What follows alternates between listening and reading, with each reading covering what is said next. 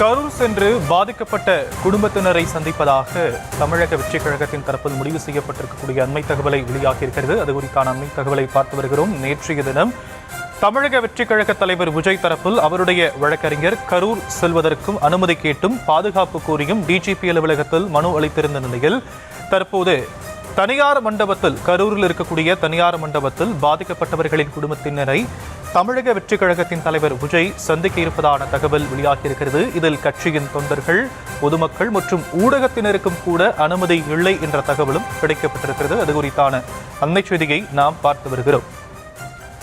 கரூர் சென்று பாதிக்கப்பட்டவர்களின் குடும்பத்தினரை சந்திக்க விஜய் திட்டமிட்டிருப்பதாக சொல்லப்படும் நிலையில் விவரங்களை செய்தியாளர் ஜெரி வழங்க நாம் கேட்கலாம். ஜெரி, என்ன விவரங்கள்? வணக்கம். தமிழக வெற்றிக் கழக தலைவர் விஜய் கரூர் கூட்ட நெரிசலில் உயிரிழந்தவர்களுடைய குடும்பத்தினரை சந்தித்து ஆறுதல் தெரிவிக்க திட்டமிட்டிருக்கிறார். அவர் அறிவித்த 20 லட்சம் ரூபாய் நிவாரணத்தையும் நேரில் சந்தித்து கொடுப்பதாக கூறப்படுகிறது. இந்த சூழலில்தான் விஜய் இதற்கு முன்னதாகவே 20 பேர் கொண்ட குழுவையும் நியமித்திருந்தார்.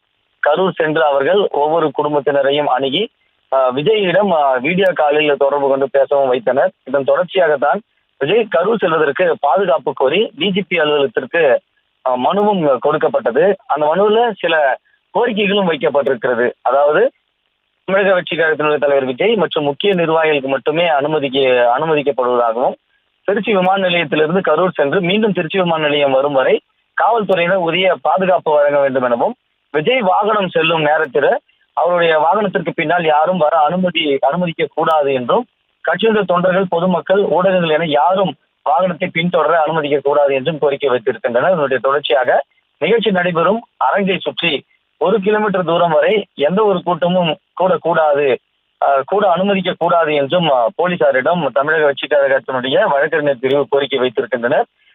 டிஜிபியிடம் தமிழக வெற்றிக் கழகத்துடைய வழக்கறிஞர் பிரிவு மேலும் தேதியை குறிப்பிடாமலே இந்த மனுவை கொடுத்திருக்கின்றனர். பாதிக்கப்பட்ட மக்களை விஜய் கரூர் சென்று சந்திப்பதற்கான தேதியை கரூர் மாவட்ட எஸ்பி மற்றும் மாவட்ட ஆட்சியரிடம் கலந்துரையாடத்தில் தெரிவிப்பதாகவும் தெரிவித்திருக்கின்றனர்.